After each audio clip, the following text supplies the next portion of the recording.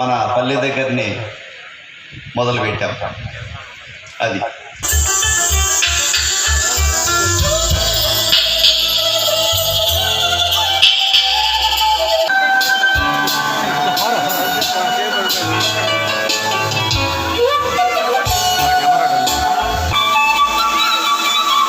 నీరు లేని ప్రాంతం, రాళ్ళు రప్పలు కొండలు గుట్టలు చేరిన ప్రాంతం.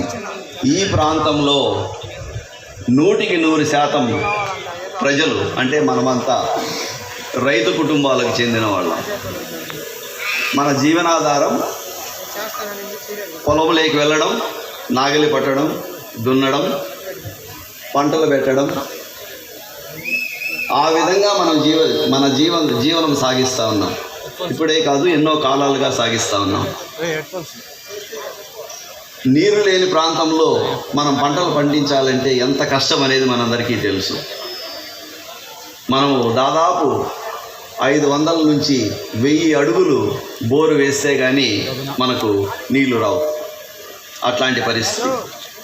మనకెక్కడ కానీ కాలువలు లేవు. మనం మన గోదావరి సైడు, తూర్పు గోదావరి, వెస్ట్ గోదావరి, లేదంటే విజయవాడ, ఈ స్థలాలకు వెళితే కళ్ళు చూసేంత మేర పచ్చగా కనిపిస్తాయి. ఎందుకంటే వాళ్ళకి నీళ్లు ఉన్నాయి. పోనీ ఆంధ్ర రాష్ట్రంలో నీళ్లు లేవా అంటే ఎన్ని నీళ్లు కావాలనో ఈ రాయలసీమ ప్రాంతాన్ని సస్యశ్యామలం చేయగలిగే ఎన్ని నీళ్లు కావాలనో అన్ని నీళ్లు మన ఆంధ్ర రాష్ట్రంలో ఉన్నాయి. ఆ నీళ్ళని ఎక్కడికి వెళ్తా ఉన్నాయి? ఒకసారి మీరు ఆ విజయవాడ అటు సైడ్ ఆంధ్ర సైడ్ మనం వెళ్తే గోదావరి, కృష్ణమ్మ, ఈ నదులన్నీ లక్షల కొద్ది క్యూసెక్లు నీళ్లు సముద్రంలోకి వెళ్ళిపోతూ ఉన్నాయి.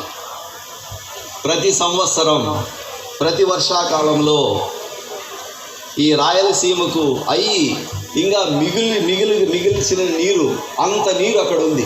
కానీ ఆ నీరంతా సముద్రంలోకి వెళ్ళిపోతూ ఉంది. ఆ నీళ్ళు ఇక్కడికి తీసుకొని రావచ్చు కదా. తీసుకొని రావాలని ఒక మహానుభావుడు తలచినాడు. ఆ మహానుభావుడు ఎవరు? స్వర్గీయ ఎన్టీ రామారావు గారు. ఈ ప్రాంతానికి నీళ్ళు తీసుకొని రావాలా అనే ఒక మంచి ఉద్దేశం ఆయనలో కలిగింది. అట్లాంటి వాళ్ళు కారణ జన్ములు. ఈ భూమిపైన పుట్టే వాళ్ళలో అతి కొద్ది మంది మంచి చేయాలనే ఉద్దేశం ఉండేవాళ్ళు పుడతారు. అట్లాంటి వాళ్ళలో స్వర్గీయ నందమూరి తారక రామారావు గారు మన రాయలసీమ ప్రాంతాన్ని బాగు చేయాలా అనే ఉద్దేశంతో ఆయన హంద్రీ నీవా కాలువను తవ్వి ఇక్కడ నీళ్లు తీసుకొని రావాలా, నీళ్లు తీసుకొని వచ్చి ఇక్కడ ఉండే ప్రతి చెరువులోనూ నీళ్లు నింపాలా అని మంచి ఉద్దేశంతో మొదలుపెట్టినాడు. ఎప్పుడు మొదలుపెట్టినాడు?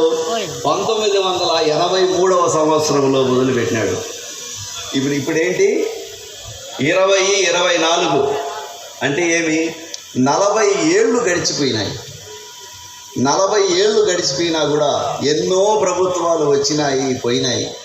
కాంగ్రెస్ ప్రభుత్వం వచ్చింది, తెలుగుదేశం ప్రభుత్వం వచ్చింది, వైఎస్ఆర్సీపీ ప్రభుత్వం వస్తుంది. ఇంకా రాబోయే కాలంలో మళ్ళీ మన సర్వే ప్రకారం అన్నీ చూస్తే మళ్ళీ తెలుగుదేశం పార్టీ అధికారంలోకి వస్తూ ఉంది.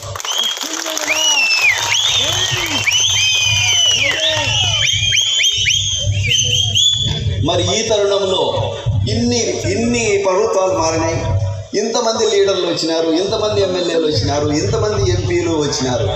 మరి నీళ్లు మనకి ఎందుకు రాలేదు ఇక్కడికి? అది అసాధ్యమైన పని కాదే. మన దగ్గర డబ్బులు లేవా? ఉన్నాయే. మనకు కాలువలు తొగే సామాన్లు లేవా? మెషిన్లు లేవా? ఉన్నాయే. మరి ఎందుకు కాలేదు అని ఒకసారి ఆలోచిస్తే ఇక్కడ ఏమవుతా ఉందంటే, దేశమంతా బొక్కలు పెట్టేసిరి. వేల కొద్ది కాంట్రాక్ట్లు ఇచ్చేసి, వేల లక్షల కొద్ది రూపాయలు కాంట్రాక్ట్లు ఇచ్చి చేసినామని చెప్పి దేశమంతా బొక్కలు పెట్టేసిరి, కాలువలు తొగేసిరి. పోనీ ఆ కాలువలో సరిగా తొగినారంటే ఆ కాలంలో సరిగా తొగల. సరే పోనీ తవ్వినారు, పోనీ నీళ్ళన్నా తెచ్చినారా అంటే నీళ్లు తీసుకొని రాలా. కానీ ఒక ఎలక్షన్ ముందు మాత్రం నీళ్లు తీసుకొని వచ్చినారు. అప్పుడు మనకు ఎంతో సంతోషం అయిపోయింది, ఎన్నో సంబరాలు చేసుకున్నాం. మనం కూడా పాల్గొన్నాం ఆ సంబరాల్లో. ఆ సంబరాలు ఏంటి? ఎలక్షన్ ముందు నీళ్లు వదిలినారు, పంపింగ్ చేసి నీళ్లు వదిలినారు. ఆ నీళ్లు ఇట్లా వెనకాల వస్తూ ఉంటే మనం అన్ని పలకలు ఎత్తుకొని పూలు పెట్టి టెంకాయలు కొట్టి ఆ నీళ్లను మనం ఆహ్వానించినాం. కానీ ఆ నీళ్ళు ఇప్పుడు పారుతా ఉన్నాయా? లేదే. ఆ ఎలక్షన్ అయిపోయిన వెంటనే ఆ మోటార్లు నిలిపేసిరి, ఆ నీళ్ళు నిలిపేసిరి, నీళ్ళు రాలా. ఇప్పుడు మనం పోయి ఈ హంద్రీనవ కాలువలో మనం చూసినామంటే ఏం కనిపిస్తూ ఉంది? కంప చెట్లు ఉన్నాయి, కంప చెట్లు మలిచిపోయినాయి, అంటే కాలువలు కూడా మళ్ళీ పూడిపోయినాయి. కాబట్టి ఈ రాజకీయ నాయకుల్లో చిత్తశుద్ధి అనేది లేదు, ఒకటి. రెండవది, ఈ ప్రాంతాన్ని నా ప్రాంతం, ఇది నా భూమి, మా రైతులు అనే వ్యక్తులు మనకు ఎప్పుడు కానీ నాయకులు కాదా. మీరు ఏ పార్టీ అన్నా తీసుకోండి, ఈ పార్టీలతో సంబంధం లేదు. ఈ పార్టీలకు సంబంధం లేని విషయం ఇది నేను చెప్తా ఉండేది. ఎవరు కానీ రైతు దగ్గరకు వచ్చి, ఈ ప్రాంతానికి వచ్చి ఎవరు కానీ పోరాడిన వాళ్ళు లేదు. పోరాడుంటే మనకు అంతో ఇంతో మంచి జరిగేది, కానీ ఎవరు కానీ పోరాడలేదు. కాబట్టి ఈ సమస్యలను, మన రైతు సమస్యలను పరిష్కారం చేసుకోవాలని అంటే ఒక రైతు బిడ్డే పరిష్కారం చేయాలి.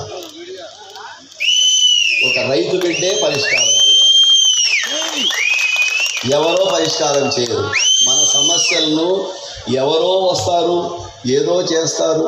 ఏదో పాట కూడా ఏంది, ఎవరో వస్తారని ఏదో చేస్తారని, మురిసిపోకుమా, ఇది మోసపోకుమా అనే ఒక పాట కూడా ఉంది. అది వాస్తవం. ఆ మహానుభావుడు ఆ కవిత ఎవరు రాసినాడో ఏమో ఒక వాస్తవాన్ని చెప్తా ఉన్నాడు. ఎవరో వస్తారని ఏదో చేస్తారని మోసపోవద్దండి. మీకు సమస్యలుంటే, మనకు సమస్యలుంటే మనం పరిష్కారం చేసుకోవాలా. అది మనకు ముఖ్యమైన రైతులకు ఉన్న 100% రైతులతో కూడిన ఈ ప్రాంతాన్ని మనం పరిష్కారం చేసుకోవాలంటే అది మనం పరిష్కారం చేసుకోవాలి. ఒక రైతు బిడ్డ పరిష్కారం చేసుకోవాలి.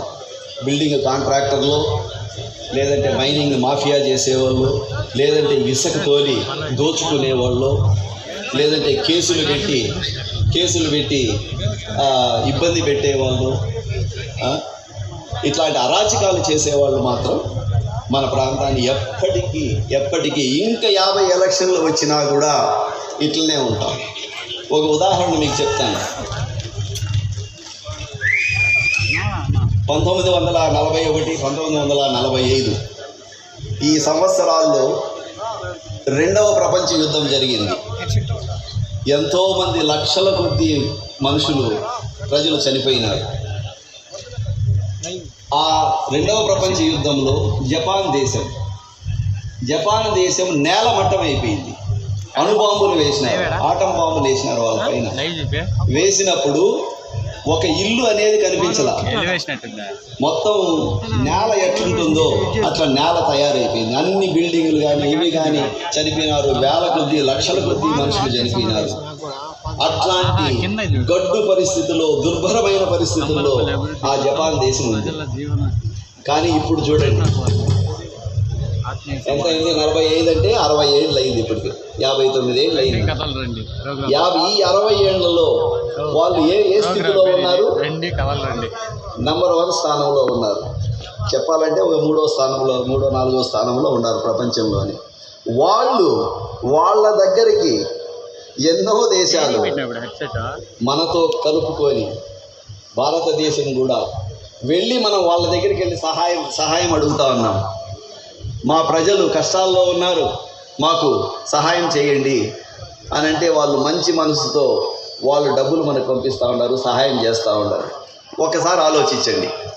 నేలమట్టం అయిపోయిన ప్రజలు, నేలమట్టం అయిపోయిన ప్రాంతం, వాళ్ళు ఎందుకు పైకి వచ్చినారు?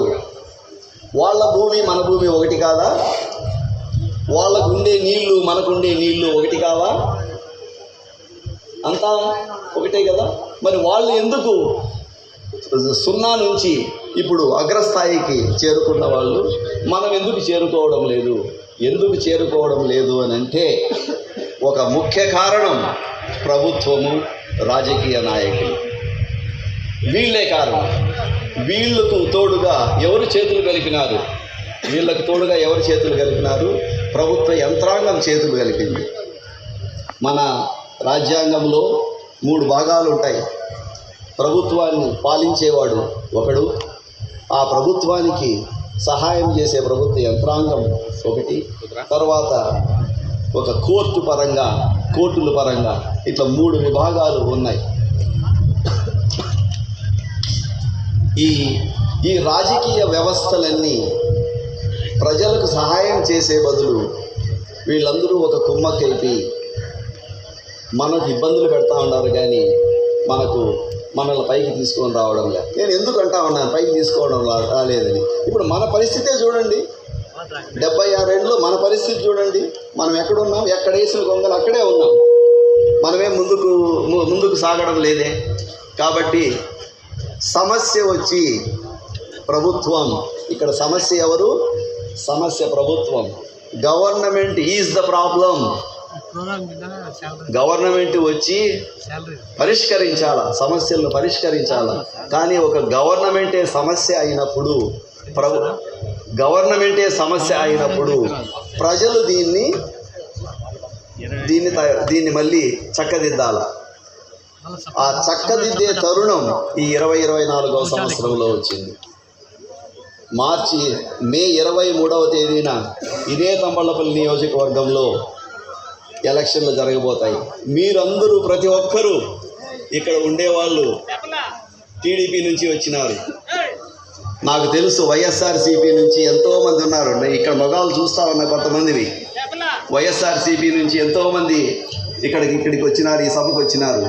జనసేన నుంచి వచ్చినారు, భారతీయ జనతా పార్టీ నుంచి వచ్చినారు, మిగతా వేరే పార్టీలు కూడా ఉన్నాయి. అన్ని పార్టీల వాళ్ళు ఇక్కడ ఉన్నారు. అది మీ అభిమానం. చాలా సంతోషం. మీరందరూ వచ్చినారు ఇక్కడికి, చాలా సంతోషం. మీరు యా బటన్ నొక్కుతారనేది మీ జీవితాలు, మీ పిల్లల జీవితాలు, మీ మనవరాళ్ళ జీవితాలు ఆధారపడి ఉంటుంది. కాబట్టి ఒక పార్టీకి విధేయతగాను, ఒక విషయాలన్నీ చూడకుండా ఒక మంచి వ్యక్తికి మనం ఎన్నుకోవాలా, మన ప్రాంతం నుంచి వచ్చిన వ్యక్తిని మనము ఎన్నుకోవాలా. మన దురదృష్టవశాత్తు ఈ రాజకీయ వ్యవస్థ కూడా గొప్పైపోయింది. మనకు వచ్చిండే నాయకులందరూ ఎక్కడెక్కడి నుంచినో వచ్చిన, వేరే ఊర్ల నుంచి వచ్చిన వాళ్ళే కానీ మన ప్రాంతం నుంచి వచ్చిన వాళ్ళు కాదు. అట్లాంటి కష్ట పరిస్థితుల్లో మనం అందరం ఉన్నాం. కాబట్టి నేను మిమ్మల్ని కోరేది ఒకటే, ఈ ఎలక్షన్లలో ఒక మంచి నిర్ణయం తీసుకోండి అనేది మిమ్మల్ని నేను కోరుతా ఉన్నాను. తర్వాత ఈ మేధస్సును మనం కష్టపడి చదివి ఈ మేధస్సును సంపాదించుకున్న తర్వాత ఆ మేధస్సును ఉపయోగించాలి. ఆ మేధస్సును ఉపయోగించాలి అని అంటే దానికి తగ్గట్టుగా పరిశ్రమలు ఉండాలి. మన తంబళ్లపల్లి ప్రాంతంలో పరిశ్రమలు ఉన్నాయా అని అంటే మనకు పరిశ్రమలు లేవు. ఏదైనా ఒక్కటి అనుకుంటే కూడా ఒక్కటి. ఏ రంగానికి సంబంధించిన మనకు పరిశ్రమలు కూడా లేవు. కాబట్టి మన యూత్కు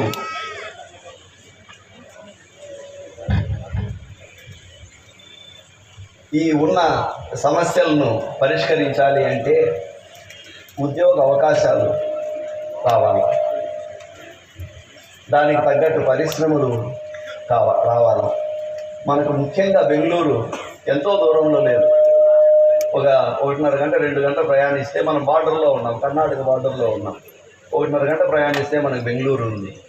కాబట్టి ఇక్కడ మనం ఏదైనా తయారు చేస్తే ఈ తయారు చేసే వస్తువులను మనం అమ్ముకోవాలంటే మనకు దగ్గరగానే ఒక పెద్ద సిటీ మనకు ఉంది.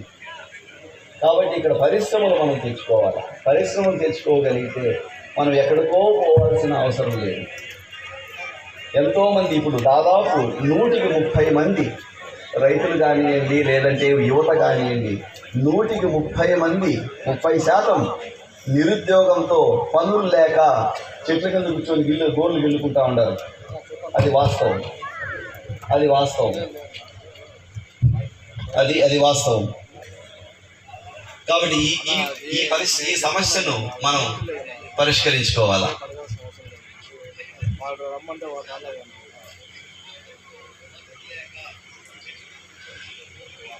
మన రైతులు కానివ్వండి, మన యువత కానివ్వండి, ఎంతోమంది వలసలు వెళ్ళిపోతూ ఉన్నారు. ఈ 2023వ సంవత్సరంలో అంచనాల ప్రకారం దాదాపు 25,000 మంది మన ప్రాంతం నుంచి వలస వెళ్ళిపోయినారు. బెంగళూరుకో, హైదరాబాద్కో, మద్రాసుకో, యాడ్కో వెళ్ళిపోయినారు. ఎందుకు వెళ్ళినారు? ఇక్కడ చేసే పని ఏమీ లేదు. రైతే రాజన్న, రైతే రాజన్న అని ఎన్నో నినాదాలు ఇస్తూ ఉంటాయి ఈ రాజకీయ నాయకులు. నిజంగా అడిగితే రైతు రాజన్న నిజమేనా? మనం రాజులు, నిజంగా మనం రాజులమా? రాజులు కాదే. మనము గేట్ కీపర్లుగా ఉన్నాం, సెక్యూరిటీ గార్డులుగా ఉన్నాం. రైతే రాజన్న అంటారు. ఎక్కడండి రైతే రాజన్న?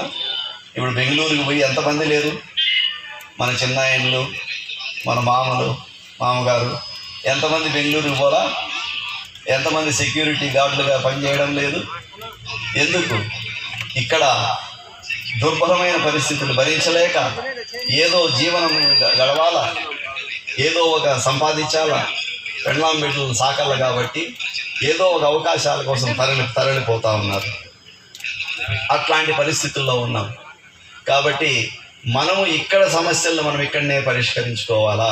మనల్ని ఎవరు కానీ మనకు పరిష్కారం చేయరు అనేది ఒకటి ముఖ్యంగా గుర్తుపెట్టుకోవాల్సి వస్తుంది. ఈ సమస్యలను పరిష్కారం చేసుకోవాలనంటే మన వృత్తిని, మనం ఇక్కడ ఉన్న ప్రాంతాన్ని, మనం ఇక్కడ ఏం చేస్తున్నాం అనే దాన్ని అభివృద్ధి చేసుకోవాలి. మన వృత్తి ఏంది? వ్యవసాయం. సేద్యం చేస్తాం మనం. ఆ వ్యవసాయాన్ని మనము పరిష్కరించుకోవాలి. ఆ వ్యవసాయాన్ని పరిష్కరించుకోవాలంటే ఆ సమస్యలు ఏమనేది మొట్టమొదటిగా అర్థం కావాలి. మనకుండే నాయకులకు ఒక రైతుకుండే ఇబ్బందులు ఏంటి అనేది మొట్టమొదటిగా అర్థమవుతాయి కదా. ఒక మాఫియా ఇసుక అమ్ముకునే వారికి మన గురించి ఏం తెలుస్తుంది? బిల్డింగులు కట్టుకుండే మనిషికి, రియల్ ఎస్టేట్ వ్యాపారం చేసుకునే మనుషులకు ఏం తెలుస్తుంది? అసలు వాళ్ళకి మడకంటే ఏమో తెలుసా? గూటం అంటే ఏమో తెలుసా? ఈ వ్యక్తులకు గోటకు పోయి అంటే గోటకు చేసేది తెలుసునా, లేదంటే మడక కట్టేది మడక చేసేది తెలుసునా? ఏం తెలుస్తుంది వాళ్ళకు? కాబట్టి వాళ్ళకి అసలు గోటం అనేది తెలియకుండా ఉంటే ఇక్కడికి వచ్చి ఆయప్పగారు వచ్చి పరిష్కారం చేసేది ఏంటి? సమస్య అర్థం కాకుండా ఇంక పరిష్కారం ఎట్లా చేస్తారు? కాబట్టి ఈ వ్యవస్థను మనం మార్చుకోవాలి. మార్చుకోవాలనంటే ఒక ఉదాహరణ చెప్తాను. ఎంతోమంది ఇక్కడ మీరందరూ టమాటాలు పండిస్తూ ఉంటారు. ఎంతోమంది టమాటాలు పండిస్తూ ఉంటారు. టమాటాలు మనం ఏం చేస్తాం? అందరం ఎత్తుకొని పోయి మండికి ఎత్తుకొని పోతాం. వాడు వేసిన రేటు వాడే. ఇక్కడ కూడా పెద్ద పెద్ద పారిశ్రామికవేత్తలు, ఇక్కడ ఉన్న దళారులు అందరూ చేతులు కలిపేసినారు. వాళ్ళు చెప్పిందే రేటు. ఎప్పుడో ఒకసారి అమావాస్య పున్నానికి ఏదో ఒకసారి రేటు వస్తుంది. 500, 600 పోతే అబ్బా అందరం చేతులు ఎత్తి దండం పెడతాం, ఏదో అంతో ఇంతో సంపాదించుకున్నాం. కానీ 600, 700 ఎప్పుడు వస్తుంది? సంవత్సరంలో ఎప్పుడో ఒకసారి. అది ఎప్పుడు వస్తుంది? 100కి మన రైతుల్లో 100కి 10 మంది పండించుంటారు చూడు. 90 మందికి టమాటాలు ఉండవు, 10 మందికే ఉంటాయి. అప్పుడే రేటు వస్తుంది. అంటే ఒక లాటరీ అయిపోయింది. కాబట్టి ఈ రైతుకు గిట్టుబాటు ధర రావాలి అని అంటే దానికి తగిన పరిశ్రమలు మనం ఏర్పాటు చేసుకోవాలి. మనకు కోల్డ్ స్టోరేజ్ యూనిట్లు ఉన్నాయా? ఒక టమాటా కానీ ఇంకొకటి కానీ రేట్ బాగలేదప్ప, ఇంకో వారం అన్నాలు నేను పెట్టుకొని వారం తర్వాత లేదంటే 2 వారాల తర్వాత నేను అమ్ముకుంటాను అంటే ఒక మంచి తక్కువ రేట్తో మనకి ఎక్కడన్నా కోల్డ్ స్టోరేజ్ యూనిట్లు ఉన్నాయా? లేవు. పోనీ ఏదన్నా పరిశ్రమ ఏమన్నా ఉంటే ఏదైనా ఒక సాసు, ఇప్పుడు సిటీలకు పోతే కానీ కెచప్ అంట, సాస్ అంట ఇవన్నీ తయారు చేస్తూ ఉంటారు. పోనీ అట్లా తయారు చేసే పరిశ్రమలు మన తమ్మలపల్లిలో ఏమన్నా ఉన్నాయా? అవి లేవు. కాబట్టి మన రైతుకు సంబంధించిన, వ్యవసాయానికి సంబంధించిన పరిశ్రమలు అనేటివి ఇక్కడ లేవు. సో నేను చేయబోయేది ఏమంటే, దేవుడు నాకు సమస్యలను అర్థం చేసుకునే తెలివి ఇచ్చినాడు. నేను ఒక రైతు బిడ్డని, ఈ ప్రాంతం నుంచి వచ్చిన వాడిని, నేను కూడా సేద్యం చేసిన వాడిని, నేను కూడా చేను లేకపోయి నీళ్లు పెట్టినాన్ని. చాలామందికి రేషన్ తెలియదు. ఎప్పుడో ఒక 35 ఏళ్ళు 40 ఏళ్ళ క్రితం మేమందరూ రేషన్ పండించేవాళ్ళం. అంటే ఇప్పుడు మళ్ళీ ఇప్పుడు కూడా ఏదో అక్కడ వస్తూ ఉన్నాం. రేషన్ పండించినాం. ఏమి చంద్రగిరిలో గూళ్ళు పెట్టినాం. ఎత్తుకొని కర్ణాటకలో గూళ్ళు ఎత్తుకొని నేను అమ్ముకొని వచ్చిన. కాబట్టి సేద్యం చేసిన వాడిని ఇప్పుడు ప్రస్తుతం కూడా ఒక 100 ఎకరాల్లో నేను సేద్యం చేస్తూ ఉన్నాను. ఇక్కడనే మన పల్లె దగ్గరనే సేద్యం చేస్తూ ఉన్నాం. ఒక వినూత్నమైన పద్ధతిలో సేద్యం చేస్తూ ఉన్నాం. ఇంతకుముందు చేసినట్టుగా కాదు, ఒక వినూత్నమైన పద్ధతిలో సేద్యం చేస్తూ ఉన్నాం. అది ఏమిరా అంటే, ఒక టమేటా పండించాలి అంటే ఎకరాకు మనకు ఖర్చు వచ్చేది దాదాపు 1.5 లక్షల నుంచి 2 లక్షల రూపాయలు మనకు ఖర్చు వస్తూ ఉన్నాం. మళ్ళీ మనకు మార్కెట్కి ఎత్తుకొని పోతే మనకు ఆ 1.5 లక్ష రావడం లేదు. చాలా 100కి 4 సార్లు పంటలు వేస్తే ఎప్పుడో ఒకసారి వస్తుంది, 3 సార్లు మనకు ఎత్తిపోతుంది. కాబట్టి మన ఆ సమస్యను పరిష్కరించాలి అంటే మన ఖర్చులను తగ్గించుకోవాలి. ఇప్పుడు మనము ఎంతో యూరియాలు, కాంప్లెక్స్లు, దాంట్లో కొట్టే మందులు అన్నీ మన ఖర్చు ఎక్కువ అయిపోతా ఉన్నాం. కానీ ఒక 40-45 ఏళ్ల క్రితం తీసుకుంటే మనం ఎప్పుడు కానీ యూరియా కానీ మనం ఎప్పుడు అసలు ఇవన్నీ ఉండేటివి కాదు. మామూలు తిప్పెరుతో మామూలు ప్రకృతి విధానాలను మనం పాటించి మనం సేద్యం చేసేవాళ్ళం. అప్పుడు మన ఖర్చు ఎంత వస్తూ ఉండింది? మహా అంటే 30,000-40,000 వచ్చేది. అప్పుడు కూడా ఇంతే పంట పండిస్తూ ఉన్నాం. కానీ ఇప్పుడు ఉన్న రైతులు, ఒక 35-40 సంవత్సరాలు ఉన్న రైతులు, వాళ్ళను మాట్లాడితే అసలు ప్రకృతి విధానాలన్నీ ఎవరికి తెలియదు. మర్చిపోయినాం. మన పాత పద్ధతులన్నీ మనం మర్చిపోయినాం. కానీ నేను ఇప్పుడు చేస్తున్న వ్యవసాయ క్షేత్రంలో ఒక ప్రకృతి విధానాలు అవలంబించి, మన పాత పద్ధతులను అవలంబించి ఖర్చు తక్కువ చేయాలా అనే ఉద్దేశంతో ఎకరాకు 1.5 లక్ష 2 లక్షలు అవసరం లేదు. ఎకరాకు ఒక 50,000తోనే మనం అంతే పంటలు పండించవచ్చు. నిజంగా పండించవచ్చు. మీరందరూ కొంతమంది నమ్మరు. ఇప్పుడు నేను చెప్పినా కూడా చాలామంది యువ రైతులు చాలామంది ఉన్నారు. ఆ 50,000తో నువ్వెట్లా పండించేది, మేము 2 లక్షలు ఖర్చు పెడతా ఉన్నాము, మేము ఎట్లా చేస్తావు అని. కానీ చెయ్యొచ్చు. ఆ పద్ధతులు ఉన్నాయి. ఇప్పుడు చేస్తూ ఉన్నారు, చాలామంది చేస్తూ ఉన్నారు. సో ఆ పద్ధతులను ఇక్కడ అవలంబించి పంటలు పండించి రైతులకు ఇప్పుడే శిక్షణ ఇస్తూ ఉన్నాయి. ఒక 3 నెలల క్రితం రైతు శిక్షణ శిబిరం అని చెప్పి మనం మడుమూరు గ్రామంలో పెట్టాం. దాదాపు 10,000 మంది రైతులు అక్కడికి వచ్చినారు. వచ్చి ఆ శిబిరంలో ఎంతోమంది నిపుణులు వచ్చి మనకు ఎన్నో సందేశాలు ఇచ్చినారు. ఇప్పుడు ఆ సందేశాలను అవలంబించి ఇప్పుడు నేను అక్కడ చేస్తా ఉన్నాను. సో నా ముఖ్య ధ్యేయం, రాజకీయాల్లో ఉండడం అది వేరే కదా. నా ముఖ్య ధ్యేయం ఏమిటంటే, ఈ ప్రకృతి విధానాలు పాటించి వ్యవసాయాన్ని ఖర్చు పెట్టేది రైతుకు ఖర్చు తగ్గించాలా, ఈ తంబళ్ళపల్లి ప్రాంతాన్ని ఒక ప్రకృతి వైద్యశాలగా మార్చాలా, ఒక ప్రకృతి విధానాలు అవలంబించి మొత్తం వ్యవసాయం అంతా చేయాలి అనేది ఒక ముఖ్య ఉద్దేశం. తంబళ్ళపల్లి కానివ్వండి, మదనపల్లి, ఈ ప్రాంతం ఇంగ్లీష్లో దాన్ని ఆర్గానిక్ వ్యవసాయం అని అంటారు. అంటే ఏమిరా అంటే, దాంట్లో రసాయనిక ఎరువులు ఏవి వాడరు, మామూలు తిప్పెరువు వేస్తారు. కొట్టే మందులు, పురుగులు ఇవన్నీ చచ్చిపోయేదానికి ఇప్పుడు రసాయనిక మందులు కొడతారు. ఆ మందులు కొట్టే బదులు వేరే మనమంతకు మనమే తయారు చేసుకొని మనం కొడితే అదే విధంగా పనిచేస్తాయి. మన ఆరోగ్యానికి కూడా మంచిది.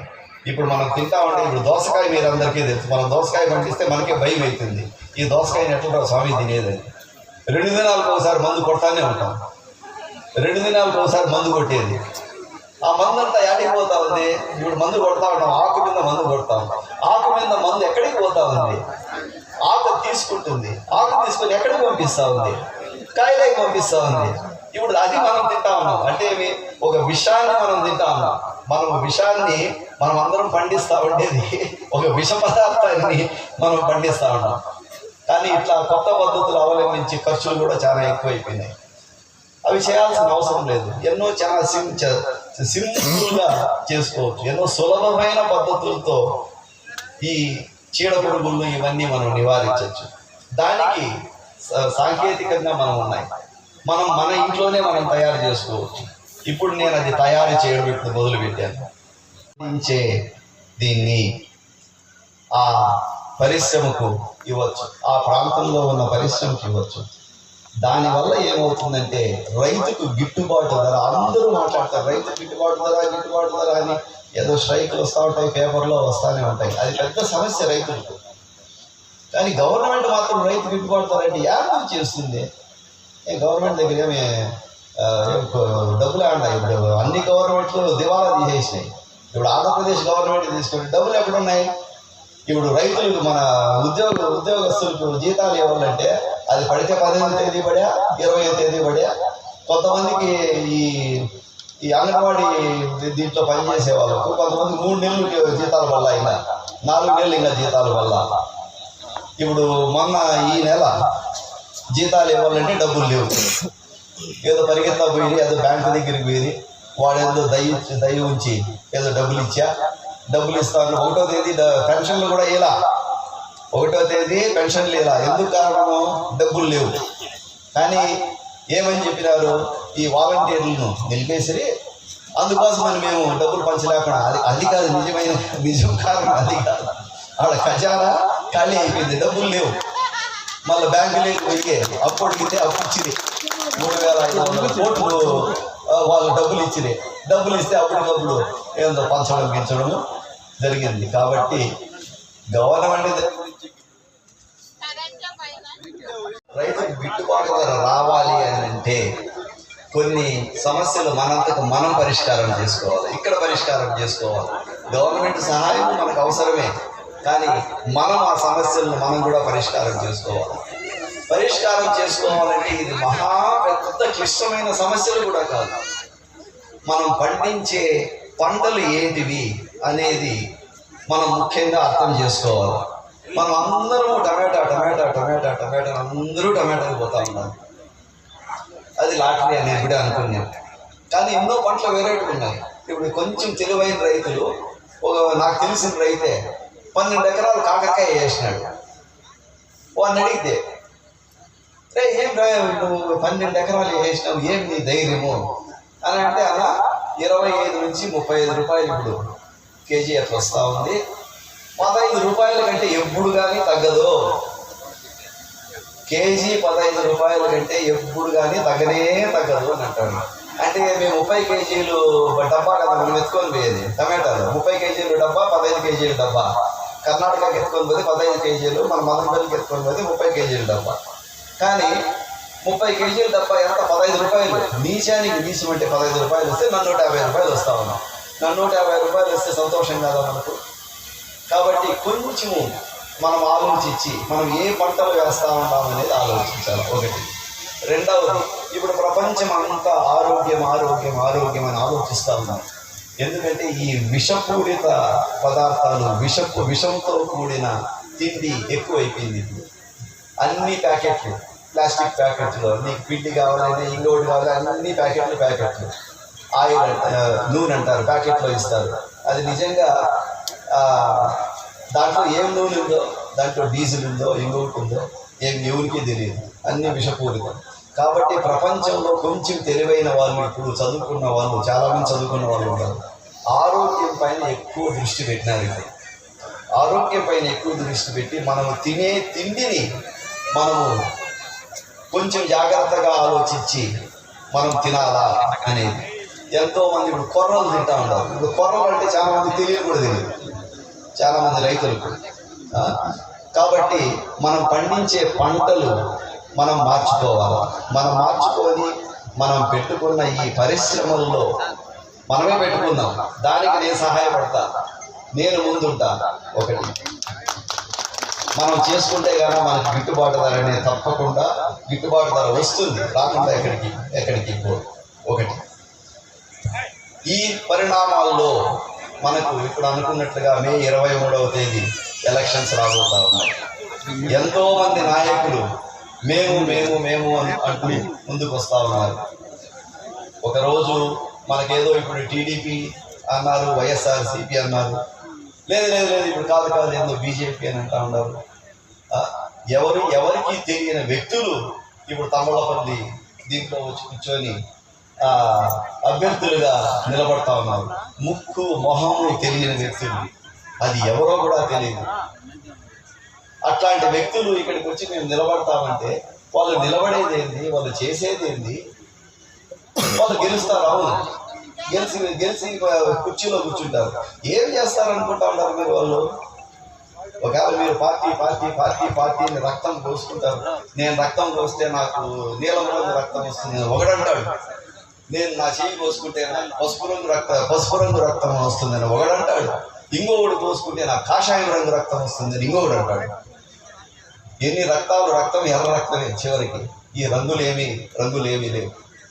కాబట్టి ఈ వస్తున్న నాయకులు ఎవరు అనేది కొంచెం జాగ్రత్తగా ఆలోచించండి. ఇప్పుడు ఏదో ప్రస్తుతం ఏదో మళ్ళీ ఏదో బీజేపీ అంటా ఉన్నారు. సరే, మంచిది. దాని పరంగా ఎవరు నిలబడతారు, లేదంటే టీడీపీ తరఫున ఎవరు నిలబడతారు, వైఎస్ఆర్సీపీ తరఫున ఎవరు నిలబడతారు అనేది కొంచెం జాగ్రత్తగా నాయకులను కొంచెం చూడండి.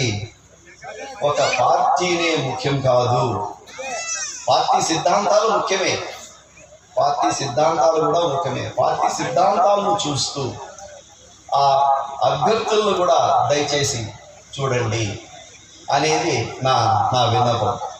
ఈ ఎలక్షన్స్లో నేను ఎన్నో ఎలక్షన్స్ చూశాను నా జీవితంలో. చిన్నప్పుడు 10వ తరగతి 12వ తరగతిలోనే సమితి ఎలక్షన్లో కూడా పోయి ప్రచారానికి నియోజకవర్గం అంతా తిరిగిన వాడిని సమితి ఎలక్షన్లో. కొంతమంది మీకు తెలియదు సమితి ఎలక్షన్ ఏంటి. సమితి ఎలక్షన్ అంటే ఎమ్మెల్యేకి సమానంగా ఉండే పదవి ఆ కాలంలో. కాబట్టి ఎన్నో ఎలక్షన్లు చూసినాను. ఈ ఎలక్షన్ చాలా ముఖ్యం మన ప్రాంతం నుంచి మనం ఎన్నుకుందాం. కాబట్టి ఈ ప్రాంత సమస్యలను ఎటు తిరిగి పరిష్కరించాలా. ఒక రైతు బిడ్డగా నేను సేద్యం చేసిన వాడిని ఇందాక చెప్పాను. అలాగే దేవుని దయతో మంచి ఉన్నతమైన చదివిన, విదేశాలకు పోయినా, దేవుని దయతో బాగా కూడా సంపాదించుకున్నా. కానీ ఎన్ని దేశాలు తిరిగినా, ఎక్కడికి పోయినా మాకు తెలుగులో ఒక నువ్వు ఎంత పెద్దోడైనా, నువ్వు ఎన్ని దేశాలు తిరిగినా చిట్ట చివరికి నీ గుడిసెకే రావాలంట. ఎన్ని దేశాలు పోయినా, నువ్వు ఎంత సంపాదించినా చిట్ట చివరికి నీ పూరి గుడిసెకే రావాలి.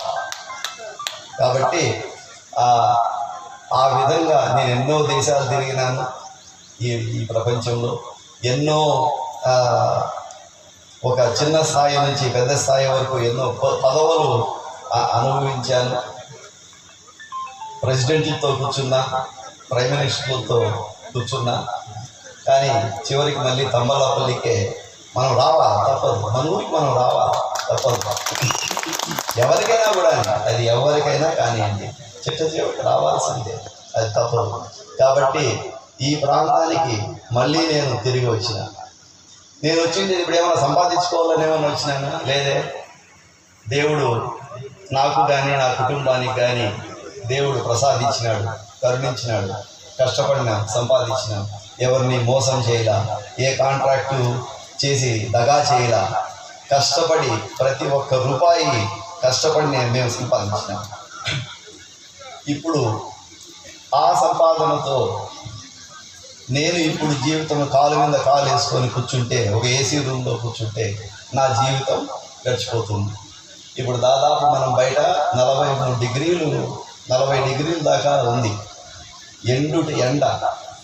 ఈ ఎండలో వచ్చి నేను నిలబడుకుంటా ఉన్నాను. ఎందుకు అంటే నా ప్రాంతం, నా తంబళ్ళపల్లి, నా ఊరు, మా ఊరికి ఏదో చేయాలా అనే ఒక దృఢ నిశ్చయంతో కంకణం పట్టుకొని దీంట్లోకి దిగిన. కాబట్టి ఈ వచ్చే ఎన్నికల్లో మనందరము తప్పకుండా ఎన్నికల్లో పాల్గొందాం. నేనంటూ ఎన్నికల్లో తప్పకుండా ఉంటాను.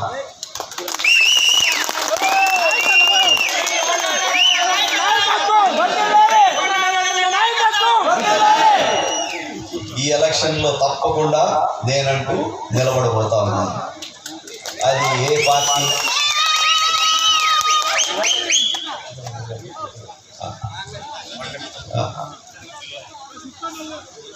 ఈ ఎలక్షన్లో తప్పకుండా ఒక అభ్యర్థిగా ఎలక్షన్ బారీలో మనం నిలబడతా ఉన్నాం. ఇది నా కోసం కాదు, ఇది నా కోసం కాదు, ఇది మన ప్రాంతం కోసం, మన ప్రాంత రైతుల కోసం, మన ప్రాంత యువత కోసం. మనం చెప్పినట్లుగా మన సమస్యలను మనం పరిష్కరించుకోవాలి, కానీ ఎవరో పరిష్కరించరు. కాబట్టి మనం అందరం కలుద్దాం, చెయ్యి కలుపుదాం. ఒక వైఎస్ఆర్సీపీ పార్టీకి, అది ఇక్కడ వైఎస్ఆర్ వాళ్ళు కూడా చాలామంది ఉన్నారు, ఇక్కడ బీజేపీ వాళ్ళు ఉన్నారు, ఇక్కడ టీడీపీ వాళ్ళు ఉన్నారు, ఇక్కడ జనసేన వాళ్ళు ఉన్నారు, అందరూ ఉన్నారు.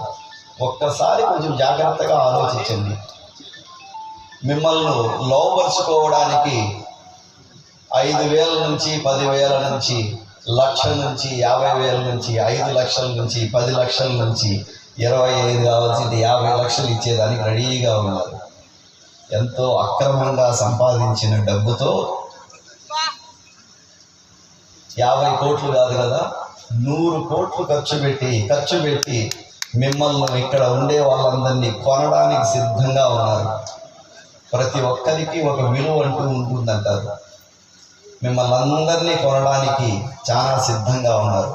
సో నా అభ్యర్థన ఒకటే, మీ అందరికీ, మీ పిల్లల గురించి ఆలోచించండి, మీ గురించి కాదు. ఇప్పుడు తాత్కాలికంగా నీకు 50,000 రావచ్చు, 1,00,000 రావచ్చు, 5 లక్షలు రావచ్చు, నీ విలువను బట్టి. నువ్వు లీడర్ అయితే నీకు 5 లక్షలు ఇస్తా అంటాడు, వచ్చేరా అంటాడు. కానీ నీకు 5 లక్షలు ఎన్ని రోజులు ఉంటుంది నీ దగ్గర? పోనీ నీ కుటుంబం బాగుపడుతుందా? కాబట్టి అవన్నీ చెడుకు దారి తీస్తాయి తప్పితే మంచికి మాత్రం దారి లేవు. కాబట్టి ఎవరూ అమ్ముకోవద్దండి, మిమ్మల్ని మీరు అమ్ముకోవద్దండి, మీ మనవరాళ్ళ జీవితాలను అమ్మద్దండి. ఇది నా అభ్యర్థన. ఈ ఎలక్షన్లు జాగ్రత్తగా ఆలోచించండి. మనమందరం కలుద్దాం, మనమందరం ఎలక్షన్లో తప్పకుండా నిలబడదాం, మనమంటూ బరిలో ఉంటాం. నా తంబళ్ళపల్లి, నా ప్రాంతం నాది అనే ఒక నినాదంతో, ఇందాకే ఒక నినాదం అంటూ మీకు ఇచ్చాను. ఇందాక గత మీటింగ్లో కూడా మనకు పుంగునూరు వద్దు, తంబళ్ళపల్లి వద్దు అనే ఒక నినాదం ఇచ్చింది.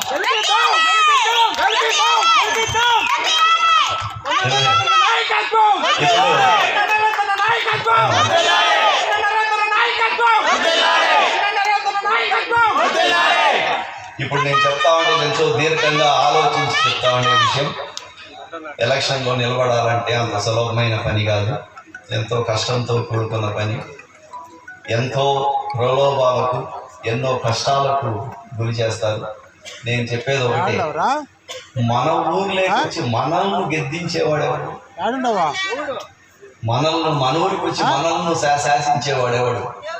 మనం కట్టుగా నిలబడితే మనల్ని ఎవరు ఏం చేయలేరు. కాబట్టి ఎట్టి పరిస్థితుల్లోనూ మీరు భయపడద్దండి. కేసులు పెడతామంటారు, పోలీసు వాళ్ళు పంపిస్తారు, స్టేషన్కి రారా అని అంటారు. నిన్న కూడా జరిగింది. నిన్న ఎప్పుడో కాదు, మడుమూరు గ్రామంలో ప్రచారం చేస్తే పీటీఎం నుంచి అది తెలిసింది. దాని గురించి ఇప్పుడే ఎంక్వైరీలు మొదలుపెట్టినాం, కనుక్కుంటా ఉన్నాం. ప్రచారం చేసినందుకు స్టేషన్కి రమ్మన్నారు అని. అది ఎంత నిజం కాదో నాకు తెలియదు, అది కూడా కనుక్కుంటాను. ఇట్లాంటి దాంట్లో వదలం. వాళ్ళు కేసులు పెడితే మనము కేసులు పెడదాం. కేసులు పెట్టే సత్తా మనకు ఉంది. వాళ్ళు ఒక ప్రభుత్వ పరంగా కేసులు పెట్టవచ్చు మన పైన, మనము ప్రైవేటు పరంగా అదే అధికారులను కానీ ఎవరన్నా కానీ మన పైన కేసులు పెడితే, దుర్మార్గంగా కేసులు పెడితే, నేను చెప్పేది దుర్మార్గంగా మన పైన కేసులు పెడితే మనం రివర్స్ కేసులు పెడదాం. అదే అధికారులను కోర్టులోకి రమ్మని చెప్దాం. కోర్టులోకి వచ్చి జడ్జి ముందర నిలబడుకొని సాక్ష్యం చెప్పండి. మనము కోర్టుకు పోదాం, కేసులు పెట్టనేయండి. ఇబ్బందులు పెట్టకుండా ఉండరు, ఇబ్బందులు పెడతారు. కానీ మన భవిష్యత్తును పరిరక్షించుకోవాలంటే మనం భయపడి ఇంట్లో కూర్చునేదానికి లేదు. ఒకటి గుర్తుపెట్టుకోవాలా, ఇప్పుడు ఉన్న పరిస్థితులు ఏమంటే ఒక మనిషికి స్వతంత్రము, స్వేచ్ఛ అనేది ఇక్కడ లేదు. తంబళ్ళపల్లిలో లేదు, ఆంధ్ర రాష్ట్రంలో లేదు. మీ మీద కేసులు పెడతామంటారు. ఒక స్వేచ్ఛ, మానవునికి ఎప్పుడైతే స్వేచ్ఛ అంటూ లేదో ఆ జీవితము ఇంకా వేస్ట్. మిమ్మల్ని తీసుకెళ్ళి ఒక ఏసీ రూమ్లో పెట్టి బీగం వేసేసి మీకు 5 స్టార్ ఫుడ్, కోడి కానీ మాంసం కానీ నీ ఇష్టం వచ్చిన తిండి, నీకు నచ్చిన తిండి పెట్టి మిమ్మల్ని రూమ్లో వేసేస్తే మీరు గమనింటారా? దాన్ని ఏమంటారు? దాన్ని జైలు అని అంటారు. అది ఏసీ జైలు కావచ్చు, లేదంటే ఫ్యాన్ ఉండే జైలు కావచ్చు. కానీ మనిషి మాత్రం ఎప్పుడు కానీ దాన్ని ఒప్పుకోడు. స్వేచ్ఛ, మనిషికి గాలి లేకపోవచ్చు, నీరు లేకపోవచ్చు, తిండి లేకపోవచ్చు, కానీ ఒక స్వేచ్ఛ, ఒక స్వతంత్రము అనేది లేకుంటే మనిషి ఎప్పుడు కానీ తల వంచడు. కానీ ఇప్పుడు ఆ పరిస్థితులు ఇక్కడ నెలకొన్నాయి. మన స్వతంత్రానికి, స్వేచ్ఛ కోసం మనం పోరాడుతా ఉన్నాం. 1947వ సంవత్సరంలో ఎంతోమంది మహానుభావులు దీర్ఘకాలంగా పోరాటం చేసి బ్రిటిష్ సామ్రాజ్యం నుంచి స్వతంత్రాన్ని సంపాదించుకున్నారు. సర్దార్ వల్లభాయ్ పటేల్ గారు,